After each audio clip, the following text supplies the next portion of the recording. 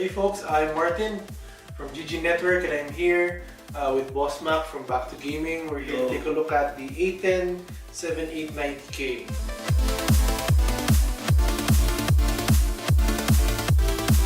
First off, how about you unbox the processor? Let's start.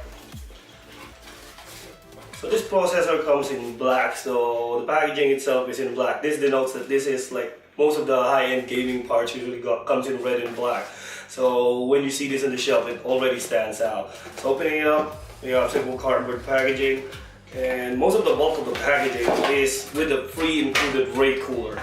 Now the Wraith Cooler itself, let's take that out. There's one large heat sink, so you can see. I think this is co-developed by Cooler Master, right? And this is a 2 heat pipe cooler, and it comes with thermal paste pre-applied. See the heat. There is a copper base that is connected to 2 heat pipes, which is then connected to the rest of the heat sink. And this, I think this is an 80mm cooler that blows air downwards outside into the components of the motherboard. So what's the difference between the Wraith Cooler and a regular? Like most of the previous and I think the other box coolers that comes included with AMD AMD processors right now are the small ones, like mostly aluminum. This one, I think there is more airflow because of the more powerful fan. The copper heat sink improves thermal conductivity, so the heat is drawn away from the processor faster and more efficiently.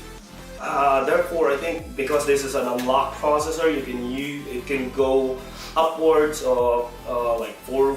I think this is rated for. Yeah, it's rated for 4.3 gigahertz, which is really high. So that's a lot of power, and you need a lot of cooling to handle that kind of processing power.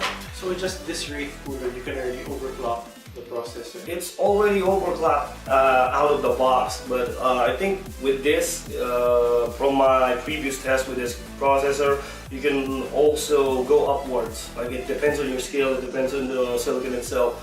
You can go faster, definitely. There's still some headroom in there. So let's take a look at the actual processor. And this is the processor itself. So it comes with standard AMD packaging, so it's inside a plastic clamshell. So there is an included sticker, AMD A series Black Edition. It's a Black Edition, so most gamers will know. Black Edition is gaming mode. Anyway, so there you have it. AMD A10-7890 series processor. So talk more about the performance of this processor. I think this fits in with most of the budget builds. So I think this is AMD is going for online gamers, entry-level gamers. So what kind of games will they be able to play? MMOs, esports titles, definitely a lot of those.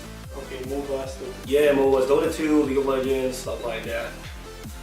So if you're starting out and this is your first time building a CPU, building a rig, this is definitely one of the options that you can go for if you don't know like more about components. Because with this APU alone, AMD calls this the APU, the Accelerated Processing Unit.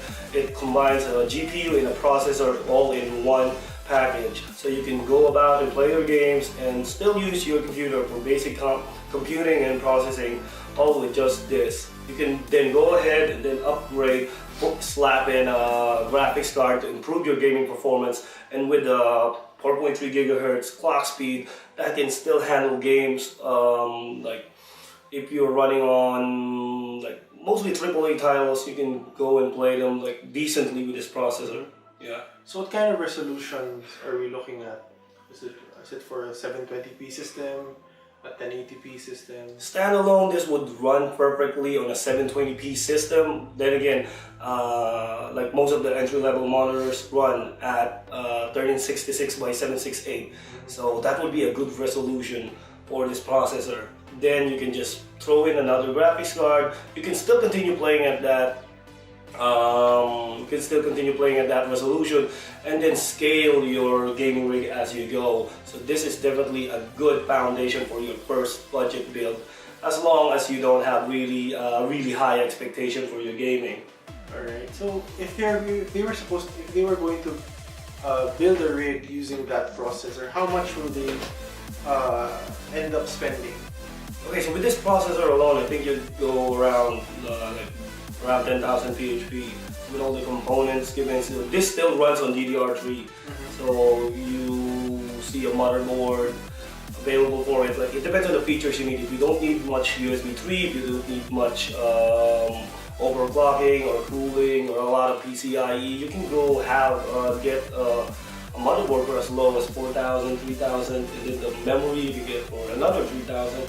Definitely can have a rig, like a decent 720p gaming rig or a decent entry-level gaming rig for as low as 20,000 PHP. Alright. Yeah. I guess that's it. That's the A10-7890K. Thanks for watching, folks. Again, I'm Martin from GG Network, and I'm with BossMac from Back2Gaming. Thanks for watching. See you next time. Peace.